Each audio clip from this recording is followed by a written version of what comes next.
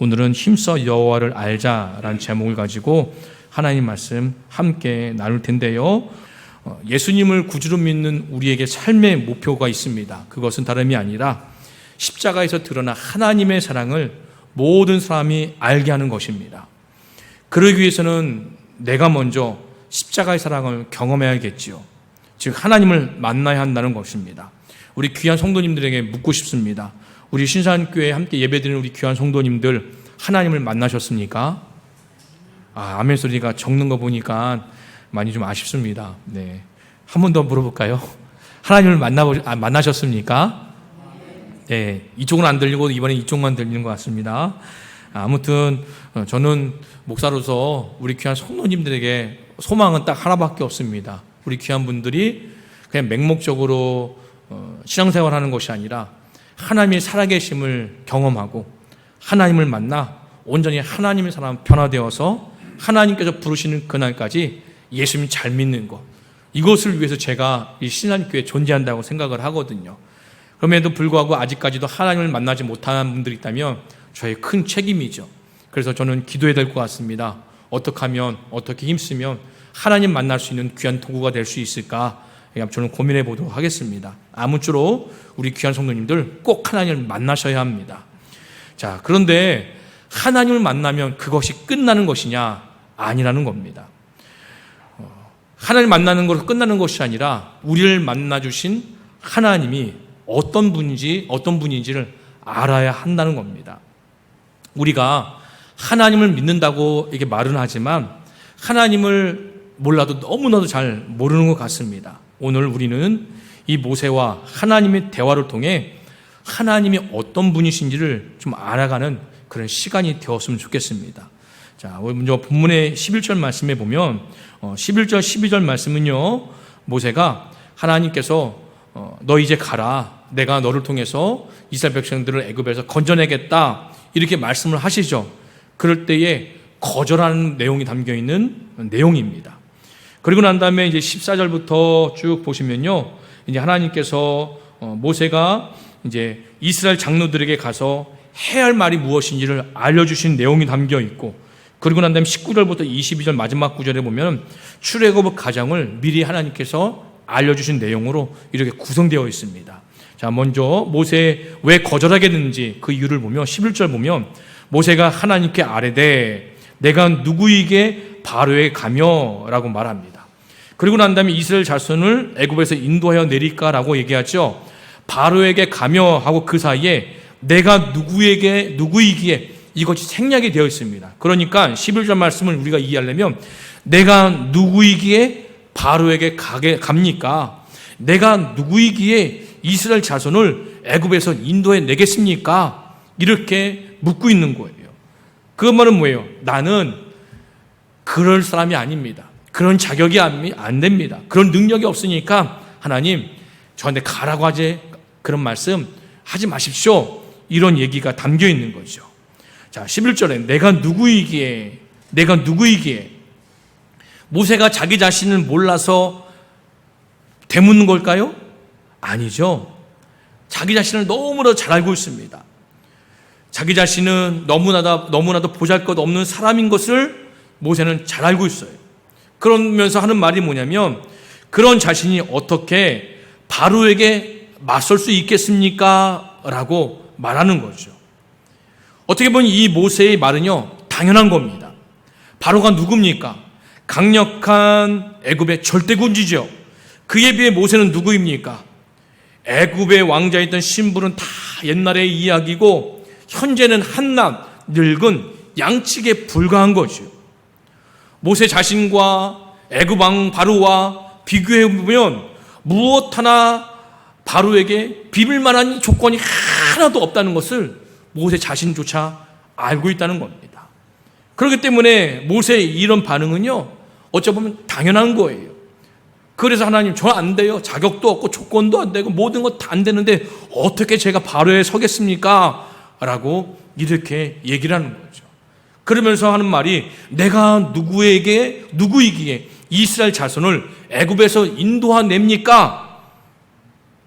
내가 누구이기에 이 뜻에는 이런 의미가 또 담겨 있는 거죠. 아주 오랜 시간이 흘렀지만 모세는요, 동족을 위한다는 정의감 때문에 나름대로 행동을 했었어요. 우리 성도님들 잘 아실 겁니다. 그런데 그 행동이 실패를 하게 되었죠. 그래서 모든 걸 다 잃어버렸습니다. 지금처럼 살게 되었습니다. 그때는 젊기라도 했죠. 그때는 왕자라는 신분도 있었죠. 그런데 지금은 내놓을 명함 하나도 없는 시대가 되었습니다. 그러니까 내가 누구이게 라는 말에는 하나님, 과거의 그런 실패를 다시 경험하고 싶지 않습니다. 그러니 나는 못 가요. 이런 말이 담겨 있는 거죠. 이 말을 들은 하나님이 뭐라고 말씀하십니까? 12절입니다. 하나님이 이르시되 내가 반드시 너와 함께 있으리라 라고 얘기하죠. 내가 그 백성을 애굽에서 인도하여 낸 후에 너희가 이 산에서 하나님을 섬기리니 이것이 내가 너를 보낸 증거니라 라고 말합니다. 이 12절 말씀에서 가장 중요한 핵심 구절이 뭘까요? 내가 반드시 너와 함께 있겠다. 임마누엘, 이 말씀이 가장 핵심 구절입니다. 만약 이 말씀을 하나님께 드렸다고 한다면 모세는 처음에 하나님, 내가 누구에게 가겠습니까? 저 못해요. 이런 말을 했던 이 모세도 내가 너와 함께 있을게요. 그래요? 하나님, 그럼 제가 가겠습니다. 이런 반응이 나오는 게 맞지요. 왜 그럴까요? 하나님이 어떤 분인지 아는 사람들에게는요, 내가 반드시 너와 함께 하겠다, 이 약속 한 가지면 다 된다는 겁니다. 하나님이 함께 하신다는 이 약속만 있으면요, 다른 그 어떤 것도 필요 없음을 우리는 알고 있습니다. 하나님 말씀 함께 볼게요. 창세기 39장 2장 21절 23절 말씀입니다. 자, 보면 여호와께서 요셉과 함께 하심으로 그가 형통한 자가 되어 그의 준 애굽 사람의 집에 있으니 라고 얘기합니다. 이 2절 말씀은 무엇입니까? 요셉이 보디발의 종살이를 하고 있었어요. 종살이에 의하면 어떨까요? 아마 자유가 없기 때문에 답답하고 살 의욕도 소망도 아무것도 없을 거라는 거예요. 그런데 요셉은 종살이 하면서도 그 환경을 버틸 수 있고 견딜 수 있고 또 그 주인에게 인정받을 수 있는 사람이 되었던 유일한 비결은 무엇이었습니까? 하나님이 함께 하셨다는 축복을 누리고 있기 때문에 그런 거예요. 자, 또 한 가지 21절입니다. 보면 여호와께서 요셉과 함께 하시고 그에게 인전을 더하사 간수사장의 은혜를 받게 하시매 라고 하죠. 이 말은 무엇입니까? 요셉은요, 보디발의 아내에게 누명을 써갖고 감옥에 갇힌 신세가 되었습니다. 그러면 억울하잖아요. 마음에서 불이 나잖아요. 하나님, 넌 열심히 살았습니다. 믿음에서 살았습니다. 그럼에도 왜 내가 감옥에 갇힌 신세가 될 수밖에 없습니까? 이렇게 살기 싫어요. 확 죽어버리고 싶어요. 이런 마음도 들만하잖아요. 그런데 요셉은 절망 가운데도 포기하지 않았다는 거예요. 그 이유가 어디 있느냐? 하나님께서 함께 하셨다는 그 약속의 말씀 때문에 감옥에서도 요셉은 인정받는 그런 놀라운 은혜를 우리가 맛볼 수 있다는 거죠. 자, 여호수아 1장 9절입니다. 자, 넘겨보고, 자, 1장 9절 이런 말씀이 내가 내게 명령한 것이 아니냐. 강하고 담대하라. 두려워하지 말면 놀라지 말라. 내가 어디를 가든지 내 하나님 여호와가 너와 함께 하느니라 하시니라. 아멘. 이 말씀 무엇입니까? 이젠 모세가 죽고 난 뒤에 여호수아가 이스라엘 지도자가 되었습니다. 그런데 하나님께서 여호수아에게 명령한 것이 뭐냐면 요단강을 건너서 가나안 땅에 정착하면서 지파에게 땅을 분배하라는 거예요. 그런데 여호수아는 자기 자신을 보면 그럴 능력이 없거든요. 모세 옆에서 모세를 모시다 보니 모세가 얼마나 위대하고 얼마나 큰 능력을 가졌는지 여호수아는 알아요. 그런데 여호수아는 자기가 모세처럼 할 만한 능력이 없음을 아는 거예요. 좌절할 만하죠. 낙심할 만하죠. 내가 과연 이스라엘 지도자로서 이 백성들을 이끌고 가나안 땅에 땅을 분배할 수 있을까? 이런 의구심이 들만도 하죠. 그때 하나님께서 하신 말씀이 내가 너와 함께 하겠다. 그러니 강하고 담대하라. 두려워하지 말라. 놀라지 말라. 이렇게 말씀하시는 거예요. 그러니까 뭐예요? 요셉도 여호수아에게도 다른 것 다 필요 없고 하나님께서 함께 하신다는 이 약속의 하나 말씀을 가지고도 그 현실과 그 상황과 그 녹록하지 않는 그런 상황 속에서도 견딜 수 있고 이길 수 있는 힘을 얻을 수 있다는 거예요. 한 가지 더 볼까요? 사무엘상 20장 13절입니다. 자, 그러나 만일 내 아버지께서 너를 해치려 하는데도 내가 이 일에 내가 알려주어 너를 보내 평안하게 가게 하지 아니하면 여호와께서 나 요나단에게 벌을 내리시고 또 내리시기 원하노라. 뒤에 것이 중요합니다. 여호와께서 내 아버지와 함께 하신 것 같이 너와 함께 하시기를 원하노라. 이렇게 축복하고 있는 거예요. 이게 어떤 상황이냐면 지금 다윗이 사울 왕에게 쫓겨서 도망갈 신세입니다. 그러다 도망가다 이제 요나단을 찾아온 거예요. 요나단에게 나 좀 도와달라. 너의 아버지 사울 왕이 나를 죽이려고 하는데 나 좀 도와달라. 이렇게 얘기를 하고 있는 거예요. 그런데 요나단의 입장에서는 가장 다윗에게 할 수 있는 축복이 무엇입니까? 하나님께서 너와 함께 하시기를 원한다는 축복인 거예요. 요나단도 알았던 거예요. 이거면 모든 것이 다 끝난다는 거예요. 이거면 안전할 수 있다는 거예요. 이거면 너 마음이 초조하고 불안하지 않고 평안을 누릴 수 있다는 것을 아는 거예요. 그러니까 요나단이 다윗에게 하나님께서 너와 함께 하시기를 원해 라고 얘기를 했던 거죠. 한 가지 더 보겠습니다. 마태복음 1장 23절입니다. 다 함께 읽어볼게요. 중요한 말씀이긴 시작. 보라, 처녀가 잉태하여 아들을 낳을 것이요 그의 이름은 임마누엘이라 하리라 하셨으니 이를 번역한즉 하나님이 우리와 함께 계시다 함이라. 아멘. 하나님께서 우리와 함께 하시다는 그 약속의 성취가 어디서 이루어집니까? 바로 예수 그리스도죠. 죄와 허물로 죽었던 우리를 구원하시기 위해서, 그런 우리와 함께 하시기 위해서 그 증거로 누구를 보내주셨어요? 예수님.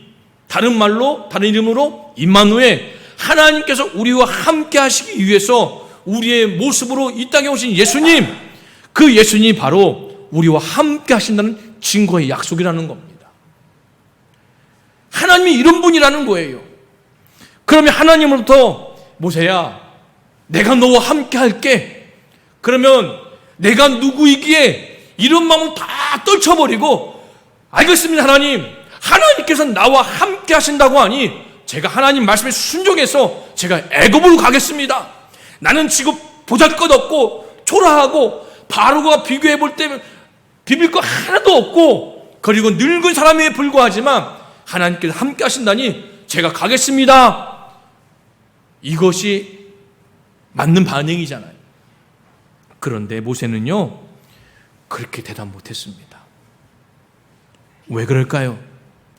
하나님이 함께 하신다는 것이 어떤 뜻이 있는지, 하나님이 어떤 분인지를 알지 못했기 때문에 그런 거예요. 모세는 떨기나무 불꽃 가운데서 거룩하신 하나님을 만나게 되었습니다. 하나님 때문에 모세의 삶이 거룩하게 변해되었습니다. 그런 모세에게 하나님이 사명을 주셨지만 그 사명의 부르심에 순종하지 못했지요. 왜 그럴까요? 내가 해야 되니까. 애굽에 가서 내가 해야 된다고 생각한 거예요. 하나님이 하신다는 걸 몰랐던 거예요. 하나님을 몰랐기 때문에 나는 못 가요. 나는 안 돼요. 나는 그럴 수 없어요. 라는 반응을 보였다는 겁니다. 모세가 하나님이 함께 한다는 것이 얼마나 큰 축복이며 힘인지 알았다면 하나님의 부르심에 회의적으로 반응하지 않았을 것이라는 겁니다. 하지만 모세는 떨기나무 불꽃에서 하나님을 만나기는 했지만 아직 하나님이 어떤 분인지 알지 못했습니다. 그러니 내가 너와 함께 하겠다, 이 약속의 말씀에 아멘 하지 못하고 핑계를 대며 또다시 하나님의 부르심에 거절하게 되는 거죠. 그 거절 내용이 무엇입니까? 13절 말씀입니다. 13절 같이 읽어볼까요? 자, 보면 눈으로 보세요. 제가 읽겠습니다. 모세가 하나님께 아뢰되 내가 이스라엘 자손에게 가서 이르기를 너의 조상의 하나님이 나를 너에게 보내셨다 하면 그들이 내게 묻기를 그의 이름이 무엇이냐 하리니 내가 무엇이라고 그들에게 말하리까? 라고 얘기를 합니다. 13절 말씀을 읽으시면 좀 이해가 안 돼요. 왜 하나님 보냈는데 이름이 나올까? 그런 거죠. 13절 말씀은요, 이 모세가 40년 동안 애굽의 궁정에 살면서 애굽의 문화를 알고 있기 때문에 할 수 있는 말이에요. 자, 그럼 뭐냐? 이 13절 말씀을 이해하시려면 애굽의 신들의 어떤 신이 있는지를 알아야 돼요. 한번 그림을 한번 보겠습니다. 그림 볼까요? 자, 잘 안 보이시지만 보시면 길쭉길쭉해서 딱 밑에 이름들이 나오죠. 이게 애굽의 신들의 목록입니다. 아툼, 라, 하토르, 오시리스, 이시스, 세트, 네프티스, 호루스, 아누비스, 제가 아는 건 아루미스, 토트, 이렇게 신들이 있어요. 넘겨보면 또 뭐 세스헤트, 세크메트, 소프트, 슈, 아누케트, 이런 이제 신들이 있다는 거예요. 자, 다음 그림 넘겨보면 그러면서 뭐냐, 신들에게도요 서열이 있어요. 서열이 아래에 있는 신들. 그러니까 이 모세가 묻는 건 뭐냐면, 이 신들이 서열이 있다는 건 뭐예요? 가장 강력한 신이 뭐예요? 그만큼 그 이름에 가치가 있다는 거지요. 만약에 이 애굽의 신들의 가장 낮은 신이 보냈다고 하면, 야, 그 신이 보냈어? 그 얘기를 들으면 애굽 사람들 어떻게 해요? 콧방귀 뀌고 웃겠죠. 그런데 가장 강력한 신의 이름을 얘기하면은 그 신의 이름의 가치에 따라서 그들이 복종하고 순종하겠죠. 이거랑 연결된 겁니다. 다시 말하면 이거예요. 하나님, 제가 하나님 명령에 따라 애굽에 갔다고 치자고요. 그러면 가면은, 야, 너 누구 신이 널 보낸 거야? 라고 하면, 내가 지금 하나님 나를 부르셨는데 하나님이 누군지 이름이 모를 거 아니에요. 그럼 내가 그들에게 뭐라고 얘기해 설득할 수 있겠습니까? 애굽에도 이렇게 신들이 많은데 그 신들의 이름을 대면서 얘기하면 통하겠지만, 내가 나를 보낸 하나님의 이름을 모르는데 어떻게 할까요? 라고 하는 거죠. 그래서 왜 모세는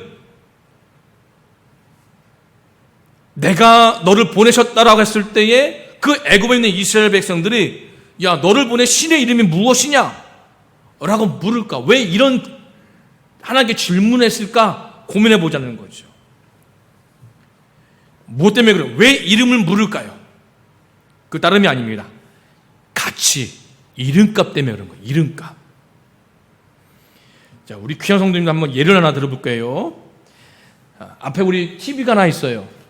자, 근데 우리 성도님들 집에서 딱 보니까, 아, 좋아, TV가. 우리 집에도 이런 거 하나 있으면 좋겠다 생각했어요. 근데 보니까 삼성, LG, 중국산이 있다고 쓰세요. 그럼 우리 성도님들 어떤 TV 사시겠습니까? 예? 삼성이나 LG나 사겠죠. 왜요? 이 메이커 때문에 그런 거 아니에요. LG 삼성하면 어떻게 해요? 아, 좋은 제품이다, 탁월하다, 장고장 없다, AS 잘 된다 라고 말하면서 제품의 품질이 우수하기 때문에 삼성이나 LG 제품을 살 거라고 하는 거죠. 근데 중국산은 머리에 이름도 두지 않아요. 왜 그럴까요? 중국산 하면 싸구려, 금방 고장나, 쓰다가 그냥 버리는 거야, 금방 망가져, AS 받기도 힘들어, 제품의 품질이 떨어져, 이런 거죠. 똑같은 거예요. 왜 그런 모세가 찾았을 때에 그들이 왜 나를 보낸 신의 이름을 물었을까? 애굽에서 살다 보니 이 이스라엘 백성들도 애굽 신들의 서열을 알고 있는 거예요. 신뢰가 별로 없는 신, 가장 강력한 신, 그 이름이죠. 그런데 우리 조상이 하나님을 딱 보냈다. 그 이름이 뭐냐라고 할 때에 그들에게 하나님의 이름의 가치를 어떻게 표현합니까? 이 말인 거죠. 그러니까 뭐예요? 하나님의 이름을 알게 되면 그들에게 조상의 하나님의 이름이 그들에게 어떤 가치가 있어요? 절대적인 가치, 최고의 가치가 있으니까 그 하나님의 이름을 듣고 난 다음에 그들이 순종하고 내 말을 따르지 않겠습니까? 그러니 하나님, 나 가기 전에 하나님의 이름부터 좀 저에게 알려주십시오 라고 이렇게 묻는 거예요. 근데 그 뜻은 뭐예요? 나 못 가요, 이런 뜻이 담겨 있는 거죠. 자, 그랬더니 14절 말씀 중요합니다. 뭐라고 하세요? 하나님께서 다 같이 읽어볼게요. 시작. 하나님이 모세에게 이르시되 나는 스스로 있는 자니라. 또 이르시되 너는 이스라엘 자손에게 이같이 이르기를 스스로 있는 자가 나를 너희에게 보내셨다 하라 라고 합니다. 자, 여기서 제일 중요한 단어가 무엇입니까? 스스로 있는 자라는 문장입니다. 우리는 지금까지 스스로 있는 자라는 이 말이 하나님의 이름으로 알았어요. 그런데 이 말은요, 번역해보면 나는 곧 나다라는 말이에요. 그러니까 이 나는 곧 나다라는 이름은요, 하나님의 이름이 아니라 하나님께는 그 어떤 이름도 붙일 수 없는 분이라는 것이 옳은 이해라는 겁니다. 다시 말하면 하나님은 우리 인간이 우리가 우상들에게, 애굽의 우상들에게 뭐 이름 붙였던 것처럼 그렇게 함부 이름을 짓고 부를 수 있는 분이 아니라는 거예요. 도리어 하나님은 우리에게 이름을 주시고 우리를 부르시고 우리를 다스리는 분이시죠.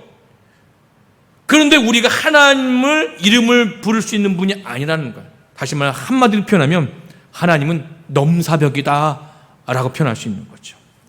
그런데 우리가 알고 있는 하나님의 이름이 여럿이 있습니다. 야훼, 여호와, 아도나이, 엘로힘, 엘샤다이, 여호와 이레, 여호와 니시, 여호와 라파, 여호와 샬롬, 여호와 샴마, 다 이런 게 우리가 알고 있는 내용입니다. 그런데 정확하게 따지면요, 하나님의 이름은 없습니다. 없는 게 아니라 우리에게 알려주시지 않는 거죠. 하나님께서 모세에게 스스로 밝힌 나는 나다, 나는 스스로 있는 자다, 이 뜻은 하나님의 이름이라기보다도 하나님의 존재 규정이라고 말할 수 있는 거죠. 그러니까 하나님께서 나는 나다라고 하는 것은 하나님의 자신을 나타내실 때에 무슨 일이 일어난지를 보여주기 위함으로 불린 이름이라는 겁니다. 그럼에도 불구하고 우리가 하나님의 이름을 함부로 부르지 말아야 될 이유가 무엇이냐면, 우리가 알고 있는 하나님 이름을 우리의 욕망을 거기다가 투영시킬 수 있다는 거예요. 예를 들어서 몸이 아픈 분들에게는 어떤 하나님이 필요해요? 여호와 라파, 치료하신 하나님이죠. 그러니까 내가 믿는 하나님은 여호와의 라파의 하나님입니다. 그런데 하나님은 여호와의 라파만의 하나님이 아니잖아요. 그런데 치료가 필요한 분들에게 여호와 라파, 나는 낫고 싶어. 그러니까 이 낫고 싶은 욕심과 욕망을 하나님의 이름에 투영을 해버리는 거죠. 나는 인생에 승리하고 싶어요. 그러니 하나님 나에겐 여호와 승리 하나님 필요합니다. 여호와 니시 이렇게 불러요. 그 하나님만 찾아요. 그것 또한 나의 욕심을 하나님의 이름에 표출하는 행위죠. 그러니까는 이 나는 스스로 있는 자다, 나는 곧 나다, 이 말은 하나님이 자신을 계시할 때만 인간이 하나님을 알 수 있다는 의미로 이해를 해야 되지, 하나님의 이름으로 불려서는 안 된다는 겁니다. 다시 말하면 저는 이렇게 얘기했어요. 나는 곧 나다, 나는 스스로 있는 자다, 이 말은 인간인 너희가 나에게 어떤 가치를 매길 수 있는 것이 아니다라는 거예요. 그러니까 너희가 함부로 하나님의 이름을 알려고 하지 말라. 저는 그렇게 이해를 했어요. 그러니까 하나님의 가치 얼마라고요? 우리가 우리의 이성으로, 우리의 생각으로, 우리의 경험으로 하나님의 가치를 매길 수 없는 분이라는 거예요. 그런 분께서 모세에게 하신 약속이 뭡니까? 내가 너와 함께 하겠다는 거예요. 이것처럼 큰 축복이 어디 있습니까? 그러면서 하는 말이, 자, 15절에 보니까 하나님이 또 모세에게 이르시되 너는 이스라엘 자손에게 이같이 이르기를 너의 조상의 하나님 여호와 곧 아브라함의 하나님, 이삭의 하나님, 야곱의 하나님께서 나를 너희에게 보내셨다 하라. 이는 나의 영원한 이름이요 대대 기억할 나의 칭호라 라고 말합니다.